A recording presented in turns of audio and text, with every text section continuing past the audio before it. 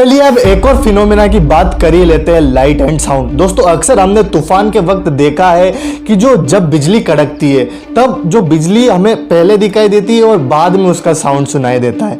यानी दोस्तों जब लाइटनिंग स्ट्राइक होगी तो उसका जो हमें लाइटनिंग पहले दिखेगी, लाइट्स पहले दिखेंगी, जिसके बाद साउंड सुनाई देगा।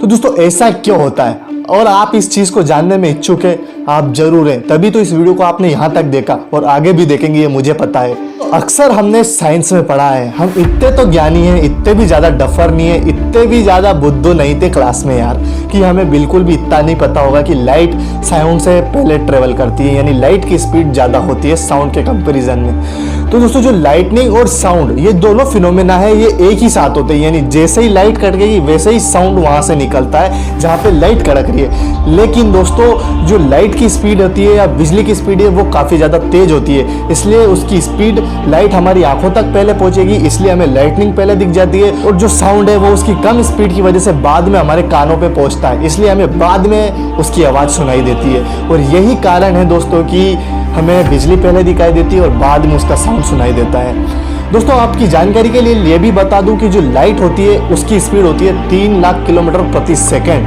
काफ़ी ज़्यादा स्पीड ये होती है। और जो साउंड है उसकी स्पीड होती है दोस्तों 340 मीटर पर सेकेंड, यानी देख सकते हैं कितना बड़ा डिफरेंस इन दोनों में। चलिए अब आपने इतनी ज़्यादा चीज़ें सीख ली है तो एक और चीज़ बनती है दोस्तों, जो सुनामी होती है वो क्यों बनती है।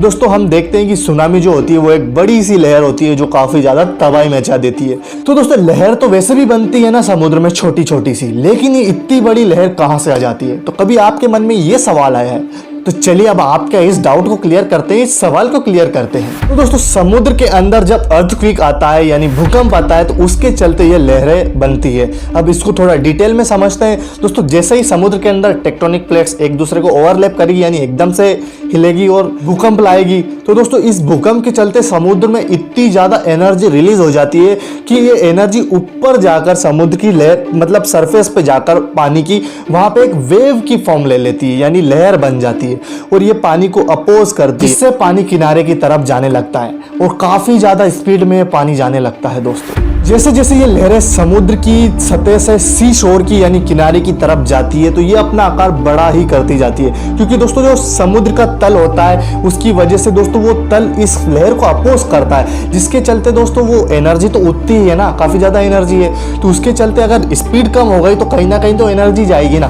तो वो एनर्जी ऊपर की तरफ और पुश करती है पानी को, जिससे वो लेयर एकदम बड़ी कन्वर्ट हो जाती है और जाके डायरेक्ट बिल्डिंगों से टकराती है और उन बिल्डिंगों को धूल धूल कर देती है। बस इतना ही था इस सुनामी का फंडा। अब आप भी जो आपके पास ज्ञान आया है इसको शेयर करना ना भूलें, आपके दोस्तों में, फ्रेंड सर्कल में, रिश्तेदार में कर दो रे वायरल। और अगर आप जानना चाहते हैं कि जो सैटर्न होता है वहां पे हीरो की बरसात होती है तो इस लेफ्ट वाली वीडियो को जरूर देख लें।